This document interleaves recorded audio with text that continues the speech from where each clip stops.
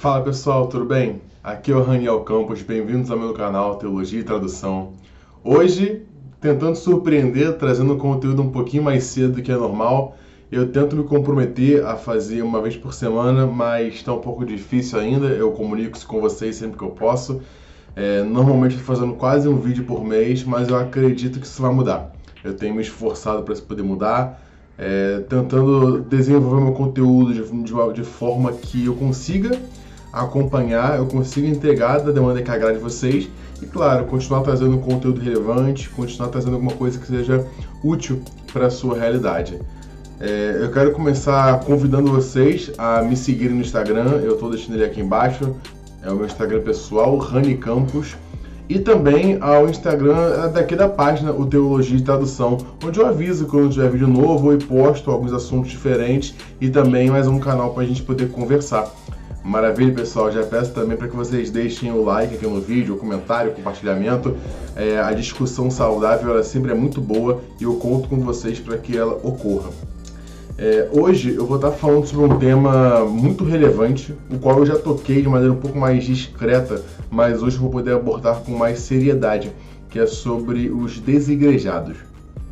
Normalmente, quando uma abordagem dessa ela começa a acontecer, se trabalha muito em cima dos textos bíblicos, né? E tem vários textos bíblicos que corroboram contra, né? Eles apontam contra o movimento de desigrejados, né?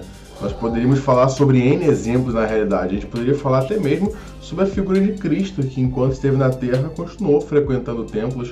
Na verdade, até mesmo participou de momentos de ofertas, né? Dízimos e ofertas da sua própria religião judaica. E em nenhum momento se opôs ao seu rito. Muito pelo contrário, a crítica de Cristo foi sempre aos abusos ou à maldade humana que era feita ali, né? Como, por exemplo, o templo, que começou a ser usado como uma casa de negócios, né? Cristo, naquele momento, ele não critica a instituição, a formação dela. Até porque foi o próprio pai que começa a instituir e orientou também Salomão a fazer o templo, né? Ou seja, se a gente fosse fazer uma análise fria dos textos, nós veríamos muitos e muitos textos que reforçam que o templo físico ele faz parte do plano de Deus.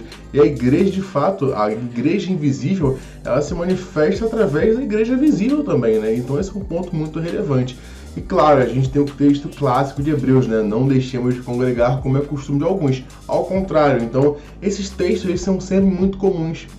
E infelizmente, talvez, eles não tenham sido suficiente para que cristãos, né, desigrejados se sintam convencidos de voltar a uma igreja ou conhecer outras igrejas, né?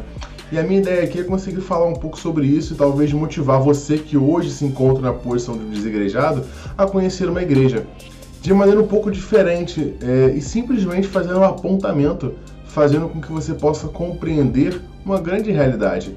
Muitas vezes, quando você abandona, quando você sai da igreja, creio eu que a imensa maioria das vezes é por parte de pessoas, por causa de situações, por causa de momentos desagradáveis que você não esperava que isso fosse acontecer numa igreja. Então essa quebra de expectativa sobre o ambiente que você esperava que fosse a igreja te desanima e faz com que você se afaste. E o grande problema disso é que você justamente foi na igreja imaginando ter perfeição de pessoas imperfeitas. Que ainda que o Deus perfeito reine sobre a igreja, ela continua sendo organizada e composta por membros e por pessoas falíveis. Então é normal se decepcionar, é normal se entristecer, é normal se topar com pessoas que não são, na verdade, tão boas. Tão pouco, às vezes, transformadas pelo Espírito Santo, tão pouco ainda querem o seu bem. Então isso é normal. É normal você encontrar na igreja pessoas mal intencionadas. Porém, no momento que você caminha em direção à igreja por causa dessas pessoas e se afasta da igreja por causa dessas pessoas, você não entendeu o motivo real de estar na igreja. Você não encontrou também com outros irmãos em Cristo que poderiam agregar e muito na sua caminhada cristã. Então repare o quanto você está perdendo ao abrir mão de estar na igreja congregando com irmãos em Cristo. E ainda entra esse ponto, eu acho que ele fica muito bem definido com isso. Aceitar o erro humano é válido.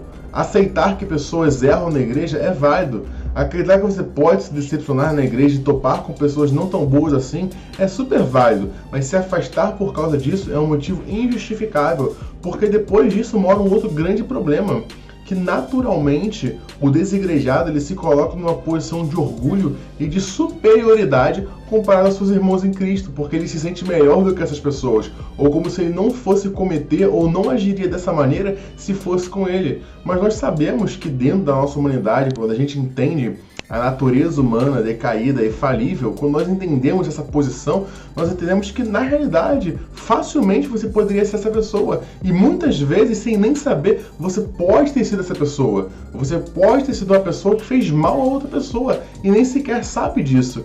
Então, quando nós nos colocamos numa posição de humildade e entendemos que aquela pessoa que erra e que falha conosco, nós também falhamos e erramos com outras pessoas e muitas vezes desanimamos outras pessoas na caminhada cristã, nós conseguimos ver que a diferença ela não é tão grande assim. Que na verdade não há justificativas para eu me afastar do Evangelho, para me afastar de Cristo, para me afastar da igreja.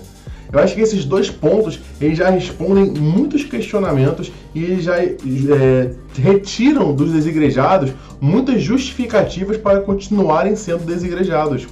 Mas o terceiro ponto que eu quero trazer aqui, e é o meu último ponto a respeito do desigrejado, é a respeito da espiritualidade. Muitas vezes o desigrejado ele costuma dizer: eu não preciso da igreja para ter a minha comunhão com Deus. Eu não preciso da igreja para estar com o Senhor. Eu não preciso da igreja para adorar a Deus, para receber Cristo como meu Salvador.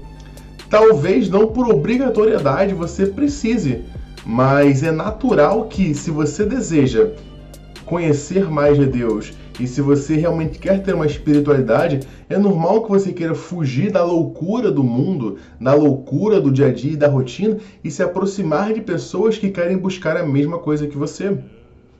Óbvio que a busca de todo cristão, seja ele desigrejado, né? É difícil associar um cristão como desigrejado, isso não faz sentido, mas o cristão, a pessoa desigrejada que se vê como cristã e o cristão que está na igreja, ambos deveriam ter sua espiritualidade, a sua comunhão com Deus, independente da igreja, porque a igreja é um reforço disso.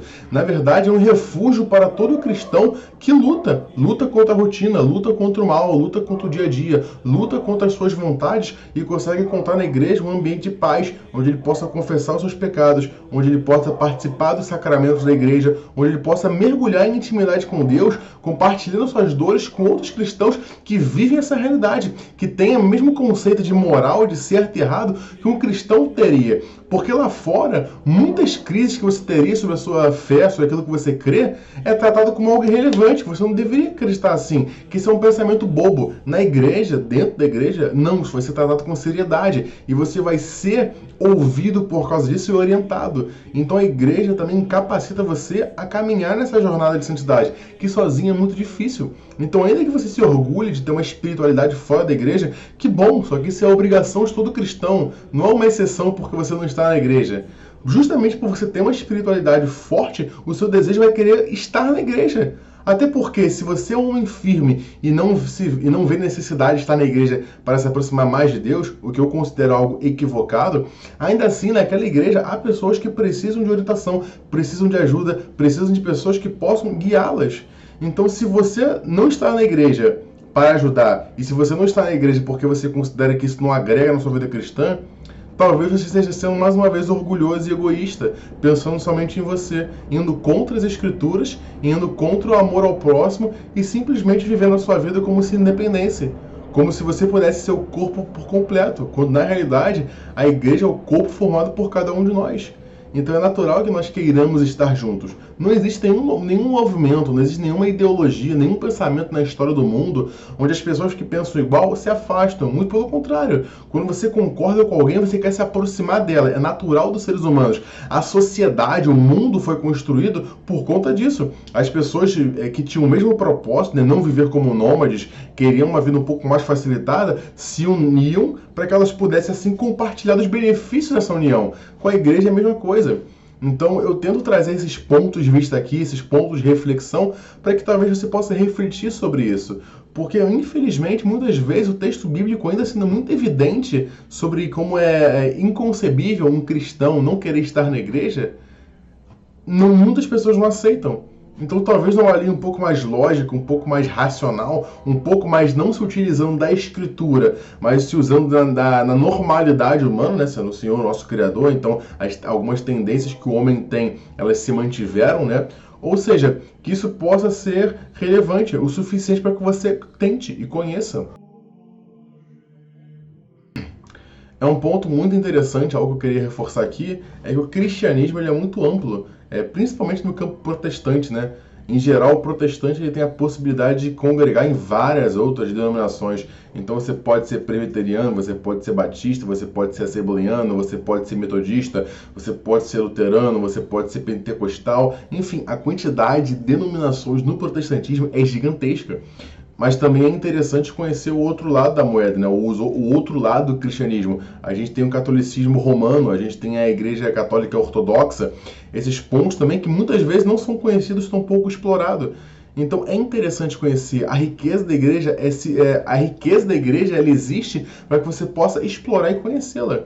Então repare como é que às vezes nós estamos tão fechados, né, olhando diretamente para um ponto tão fixo que nós esquecemos que o cristianismo não é só o ambiente que você está inserido e não só a igreja que você agora se tornou um desigrejado, mas há um mundo que você ainda não explorou e que você pode explorar e conhecer.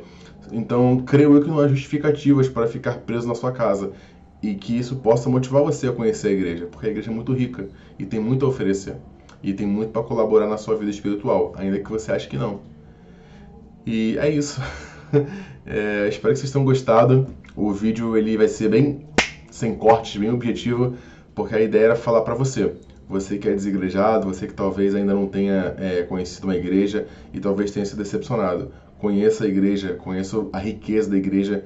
E eu tenho certeza que você vai encontrar o Senhor lá dentro, porque o Senhor é o Criador da igreja. Certo? Então, pessoal, espero que vocês tenham gostado.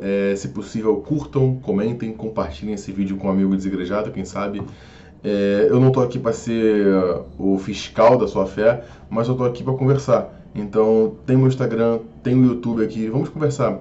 A minha ideia é que eu possa agregar na sua vida cristã, assim como você agrega na minha assistindo esse vídeo e comentando, certo? Então, tenha uma grande noite, fiquem com Deus e até a próxima.